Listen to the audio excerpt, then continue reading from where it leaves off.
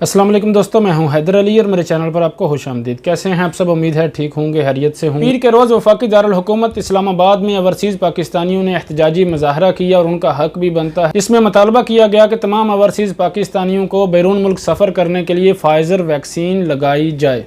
इस एहतजाज का रद्द-ए-अमल देते हुए बताया गया कि अभी तमाम ओवरसीज़ पाकिस्तानी किसी भी वैक्सीनेशन सेंटर से एस्ट्राजेनेका वैक्सीन लगवा सकते हैं और ओवरसीज़ पाकिस्तानियों का मसला हमने हल कर दिया है। ये एहतजाज का रद्द-ए-अमल देते हुए कहा गया। इसके अलावा एहतजाज करने वाले ओवरसीज़ पाकिस्तानियों को इस हुकूमती फ़ैसले से आगाह कर दिया गया, जिसके बाद एहतजाज ख़त्म कर दिया गया। और अल्हम्दुलिल्लाह ये एक अच्छी अपडेट है कि अभी एस्ट्राजेनेका भी ओवरसीज़ पाकिस्तानियों को लगाई जाएगी, जिसके बाद वो आ सकते हैं। जब फ़्लाइट्स खुलेंगी कम से कम वैक्सीन तो लगवा लें, बाद में आ तो सकें, वैक्सीन का मसला ना हो।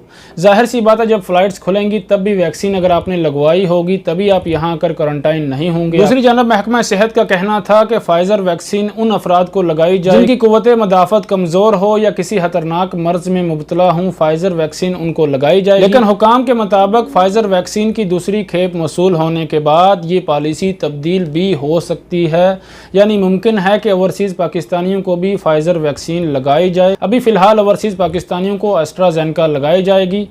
डॉक्टर हसन अरूज के मुताबिक फ़ाइज़र वैक्सीन इस्लामाबाद के मास वैक्सीनेशन सेंटर F9 में लगाई जा रही है, जिसके लिए मरीज़ों को मेडिकल रिकॉर्ड और लैब रिपोर्ट्स लाजमी करार दी गई हैं, जिससे कन्फर्म हो सके कि वो किसी बीमारी में मुब्तला हैं या नहीं, या फिर किस बीमारी में मुब्तला हैं, वैक्सीन लगाई जा सकती है या फिर नहीं। इसके अलावा हुकाम का मज़ीद कहना था कि फ़ाइज़र वैक्सीन की दूसरी खेप मौसूल होने के बाद NCOC ने फ़ैसला करना है कि ये वैक्सीन ओवरसीज़ पाकिस्तानियों को लगाई जाएगी या फिर नहीं।